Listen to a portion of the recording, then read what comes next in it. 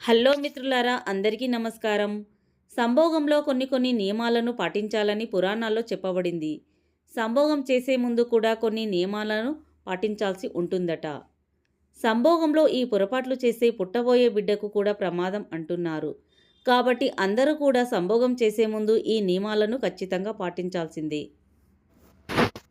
అయితే కొన్ని సమయాల్లో సంభోగం రద్దని కూడా పురాణాలు చెప్పడం జరిగింది. ఇలా కొన్ని చెడ్డ గడియల్లో సంభోగం చేయడం వల్ల పుట్టబోయే బిడ్డలు సక్రమంగా పుట్టరని, జీవితాంతం ఆ బాధను మీరు మీ పిల్లలు అనుభవించాల్సిందేనని పురాణాల్లో చెప్పడం జరిగింది. సంభోగం చేసే గది విషయంలో కూడా చాలా జాగ్రత్తలు తీసుకోవాలని సూచించడం జరిగింది. అయితే కొందరు సంభోగాన్ని ఎలా పడితే అలా జరుపుకుంటారు.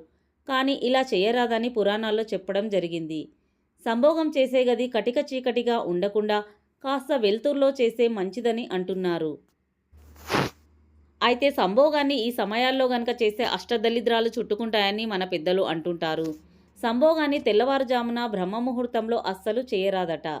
ఈ సమయంలో చేసిన వారికి పుట్టబోయే బిడ్డలకు అష్టదళిద్రాలు చుట్టుకుంటాయని మన పెద్దలు అంటుంటారు. మిట్ట మధ్యాహ్నం కూడా సంభోగానికి అనువైన సమయం కాదని పురాణాల్లో చెప్పబడింది. ఇక సాయంకాలం సంధ్యా సమయంలో కూడా సంభోగాన్ని చేయరాదని అంటున్నారు. ఏదైనా పండగల సమయంలో, పర్వదినాల్లో, తీర్థయాత్రలకు వెళ్ళే రోజుల్లో సంభోగం అస్సలు చేయరాదని మన పెద్దలు అంటుంటారు. స్త్రీలకు ఋతుక్రమం వచ్చినప్పుడు కూడా సంభోగం చేయరాదని మన పెద్దలు అంటుంటారు. ఈ సమయంలో స్త్రీలను బలవంతం పెట్టి సంభోగం చేసిన పురుషులకు నరకం తప్పదని పురాణాల్లో పేర్కొనబడింది. అంతేకాకుండా సంభోగాన్ని స్త్రీలకు ఇష్టం లేకుండా ఎప్పుడూ కూడా చేయరాదట. బలవంతంగా ఏ స్త్రీనైనా సంభోగం చేసిన మానవునికి పైలోకాల్లో స్థానం దక్కదని పురాణాల్లో పేర్కొనబడింది.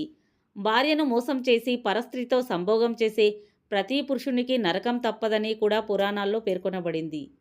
అలాగే భర్తను కాదని పరపురుషుడితో తిరిగే స్త్రీకి పునర్జన్మ ఉండదని పురాణాల్లో చెప్పబడింది.